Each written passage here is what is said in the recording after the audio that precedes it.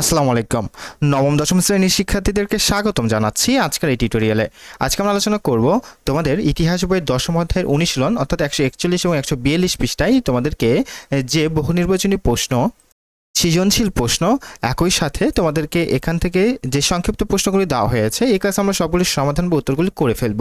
তো চলো আলোচনাটি শুরু করা যাক। শুরু করছি পরম করুণাময় মহান আল্লাহ তাআলার নামে। তো দেখো, শুরুতেই তোমাদেরকে কিছু বহু নির্বাচনী প্রশ্ন দেওয়া হয়েছে। 1 নম্বর বহু নির্বাচনী প্রশ্ন বলা হচ্ছে 1905 সালে বাংলা ভাগ করেন কে? উত্তরটি হবে খ নাম্বার লর্ড কার্জন। 2 নম্বরে বলা হচ্ছে সূর্য সেনের উদ্দেশ্য কি ছিল? উত্তরটি হবে গ নাম্বার জন্মস্থানকে শত্রুমুক্ত করা। এবার 3 এবং 4 নম্বর প্রশ্নের জন্য তোমাদেরকে একটি উদ্দীপক দেওয়া হয়েছে।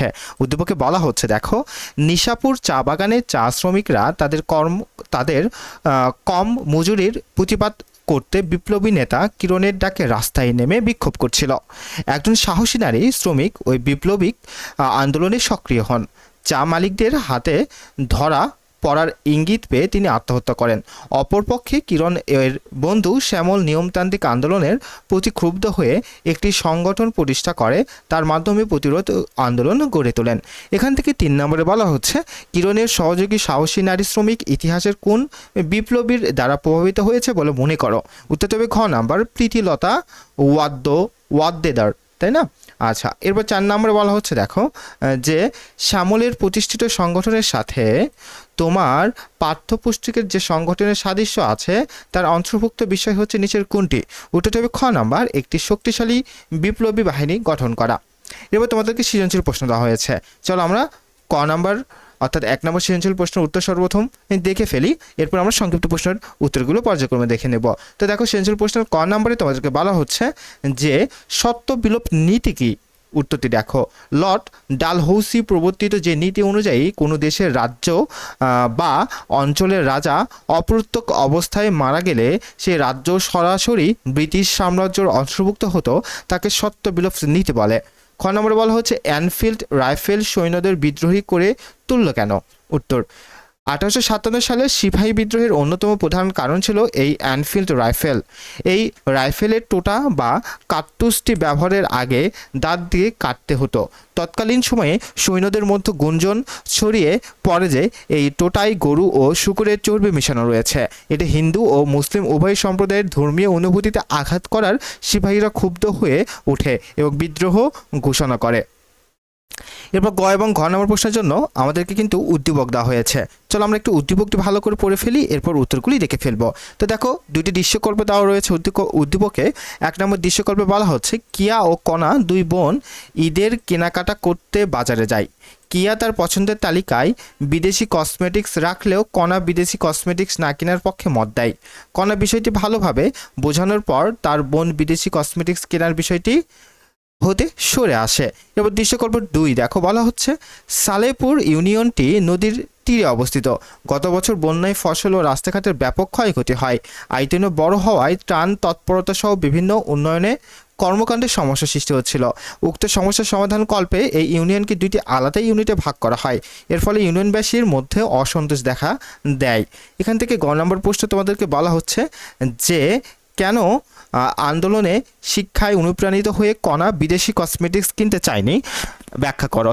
কোন আন্দোলনের শিক্ষায় অনুপ্রাণিত হয়ে কণা বিদেশি কসমেটিক্স কিনতে চায়নি? ব্যাখ্যা করো। উত্তর, 1905 সালের বঙ্গভঙ্গকে কেন্দ্র করে গড়ে ওঠা ঐতিহাসিক স্বদেশী আন্দোলনের শিক্ষায় অনুপ্রাণিত হয়ে কণা বিদেশি কসমেটিক্স কিনতে চায়নি। দেখো, ইংরেজদের অর্থনৈতিকভাবে দুর্বল করতে এবং নিজেদের দেশকে স্বাবলম্বী করার লক্ষ্য তৎকালীন বাংলায় স্বদেশী ও বয়কট আন্দোলন শুরু হয়। এই আন্দোলনের মূল আদর্শ ছিল বিলাতি বা বিদেশি পণ্য সম্পূর্ণ বর্জন করা এবং দেশি পণ্য ব্যবহার করা। তৎকালীন বাংলার সাধারণ মানুষ বিদেশি কাপড়, লবণ, প্রসাধন সামগ্রী বর্জন করে দেশি পণ্য লুফে নিয়েছিল। দৃশ্যকল্প 1-এ দেখা যায় কণা তার বোন কিয়াকে বাজারে বিদেশি কসমেটিক্স কিনতে বাধা দেয় এবং দেশপ্রেমের জায়গা থেকে বিদেশি পণ্য না কেনার সিদ্ধান্ত নেয়। কণার বোঝানোর পর কিয়াও বিদেশি কসমেটিক্স কেনার সিদ্ধান্ত থেকে সরে আসে। নিজের দেশের চেতনাকে জাগ্রত করা এবং বিদেশি পণ্য বর্জন করার এই মানসিকতা মূলত ঐতিহাসিক স্বদেশী আন্দোলনের মূল মন্ত্ররই প্রতিফলন। এবার ঘ নম্বরে তোমাদেরকে বলা হচ্ছে যে সালেপুরের ঘটনার সাথে তোমার পাঠ্যপুস্তকে যে ঘটনার মিল রয়েছে তা চিহ্নিত করে ইতিহাসে এর ফলাফল কী হয়েছিল তা বিশ্লেষণ করো। উত্তরটি দেখো, সালেপুর ঘটনার সাথে পাঠ্যপুস্তকের 1905 সালের ঐতিহাসিক বঙ্গভঙ্গ বাংলা ভাগ ঘটনার গভীর মিল রয়েছে। ইতিহাসে এর ফলাফলের বিশ্লেষণ। উদ্দীপকের সালেহপুর ইউনিয়নের মতো লর্ড কার্জনও 1905 সালে বিশাল বাংলা প্রদেশকে প্রশাসনিক কাজের সুবিধার অজুহাতে দুই ভাগে ভাগ করেছিল। এর ফলে জনগণের মধ্যে তীব্র অসন্তোষ দেখা দেয়। ইতিহাসে এই বঙ্গভঙ্গের ফলাফল ছিল অত্যন্ত সুদূরপ্রসারী। আমরা এখানে পয়েন্ট করে দিয়েছি, তোমরা এভাবেই লিখলে আশা করি খুব ভালো মার্ক উঠাতে পারবা। দেখো, স্বদেশী আন্দোলনের সূচনা। বঙ্গভঙ্গের প্রতিবাদে বাঙালিরা তীব্র বয়কট ও স্বদেশী আন্দোলন শুরু করে। তারা ব্রিটিশদের তৈরি সমস্ত পণ্য বর্জন করে রাজপথে নেমে আসে। সাম্প্রদায়িকতার সৃষ্টি। বঙ্গভঙ্গের ফলে পূর্ব বাংলার মুসলিম সমাজ এক স্বাগত জানালেও হিন্দু সমাজ এর তীব্র বিরোধিতা করে। এর ফলে দুই প্রধান সম্প্রদায়ের মধ্যে রাজনৈতিক ও সামাজিক দূরত্ব বৃদ্ধি পায়। এরপরে দেখো, মুসলিম লীগ গঠন। মুসলমানের নিজস্ব রাজনৈতিক স্বার্থ ও অধিকার রক্ষার জন্য 1906 সালে ঢাকায় মুসলিম লীগ নামক রাজনৈতিক দল গঠিত হয়। বঙ্গভঙ্গ রোধ। অবশেষে বাঙালিদের তীব্র গণ আন্দোলন এবং ক্রমবর্ধমান সশস্ত্র প্রতিরোধের মুখে টিকতে না পেরে ব্রিটিশ সরকার 1911 সালে বঙ্গভঙ্গ বাতিল বা রদ করতে বাধ্য হয়। এ ছিল সৃজনশীল প্রশ্নের উত্তরগুলি তোমাদের এখান থেকে। এরপর তোমাদেরকে কিন্তু কিছু সংক্ষিপ্ত প্রশ্ন দেওয়া হয়েছে। চলো আমরা পর্যায়ক্রমে সংক্ষিপ্ত প্রশ্নের উত্তরগুলিও দেখে ফেলি। দেখো, সংক্ষিপ্ত প্রশ্নের 1 নম্বরে তোমাদেরকে বলা হচ্ছে যে লর্ড কার্জন কেন ভাগ করো শাসন করো নীতি প্রয়োগ করেছিল। উত্তর, লর্ড কার্জন তৎকালীন বাংলার ক্রমবর্ধমান জাতীয়তাবাদী চেতনাকে দুর্বল করতে এবং ব্রিটিশ শাসনকে দীর্ঘস্থায়ী করার উদ্দেশ্যে ভোগ করো শাসন করো নীতি প্রয়োগ করেছিলেন। 19বিংশ শতাব্দীর শেষ ভাগে বাঙালি মধ্যবিত্ত সমাজের মধ্যে তীব্র ব্রিটিশ বিরোধী চেতনা ও রাজনৈতিক সচেতনতা গড়ে ওঠে, যার কেন্দ্রবিন্দু ছিল কলকাতা। লর্ড কার্জন বুঝতে পেরেছিলেন যে হিন্দু ও মুসলিম সম্প্রদায় একত্রিত থাকলে ব্রিটিশদের এদেশে টিকে থাকা কঠিন হবে। তাই তিনি প্রশাসনিক সুবিধার অজুহাত দেখিয়ে 1905 সালে বাংলাকে দুই ভাগে ভাগ করেন। এর মূল উদ্দেশ্য ছিল হিন্দু ও মুসলমানদের মধ্যে সাম্প্রদায়িক বিভেদ তৈরি করে বাঙালিদের ঐক্য ফাটল ধরানো এবং জাতীয়তাবাদী আন্দোলনকে নস্যাৎ করা। এরপর 2 নম্বর তোমাদেরকে এখান থেকে বলা হচ্ছে স্বদেশী আন্দোলন কিভাবে জাতীয় শিক্ষা আন্দোলনে রূপ নিয়েছিল। উত্তরটি দেখো, 1905 সালে বঙ্গভঙ্গ বিরোধী স্বদেশী আন্দোলনের অন্যতম প্রধান হাতিয়ার ছিল ব্রিটিশদের সরকারি স্কুল কলেজ বর্জন করা, যার ফলে এটি একটি শক্তিশালী জাতীয় শিক্ষা আন্দোলনের রূপ নেয়। স্বদেশী ও বয়কট আন্দোলন অংশ হিসেবে ছাত্র সমাজ দলে দলে সরকারি শিক্ষা প্রতিষ্ঠান বর্জন করতে শুরু করে। ব্রিটিশ সরকার ছাত্রদের এই আন্দোলন দমন করতে বিভিন্ন দমনমূলক সার্কুলার যেমন কালাইল সার্কুলার জারি করে।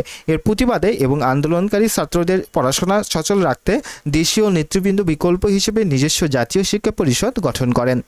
3 নম্বর তোমাদেরকে বলা হচ্ছে বেঙ্গল প্যাক্ট বা বাংলা চুক্তির অবসান হয়েছিল কিভাবে।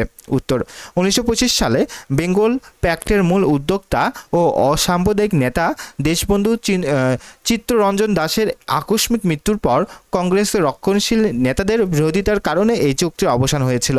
1923 সালে হিন্দু মুসলিম সম্প্রতি ও স্বরাজ আন্দোলনে মুসলমানদের সমর্থন আদায়ের জন্য চিত্তরঞ্জন দাস বেঙ্গল প্যাক্ট বা বাংলা চুক্তি স্বাক্ষর করেছিলেন। এই চুক্তির মাধ্যমে সরকারি চাকরি ও স্থানীয় কাউন্সিলে মুসলমানদের জনসংখ্যার অনুপাতে প্রতিনিধিত্বের নিশ্চয়তা দেওয়া হয়েছিল।